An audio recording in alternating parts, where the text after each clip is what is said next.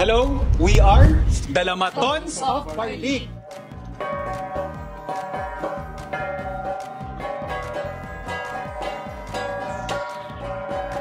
Hi everyone! Kami po ang mga descendants ng proud Lamatons, Igorots po ng Barlig Mountain Province. And ito na yung kasama natin yung mga younger generations ng aming community. For me, it was really a big opportunity kasi syempre madami pong nag-aasam na sumali dito, and for us, it's already an opportunity to be here. We gladly took it kasi when does this kind of opportunity nga naman comes in everyone's life, sa amin baka iisa lang, kaya syempre we gladly took it. Any chance that we can showcase yung ating proud heritage as Igorots, ang dami-dami nating mga IP sa Pilipinas. So, I guess in behalf of all the IP groups, nandito kami para ipakita yung parang medyo nakakalimutan na natin kaunti na unang-una yung kasuotan natin and yung iba pang mga katangian ng mga katutubong Pilipino.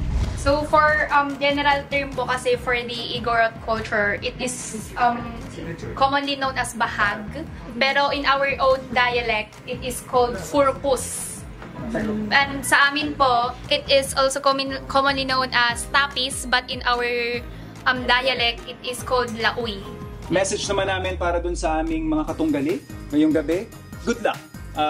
We are all in the same battle of promoting our culture, our identity, of course. So, yun pa lang, I'm sure panalo na tayong lahat. But of course, we'll make this as fun as possible. Sana kayo din.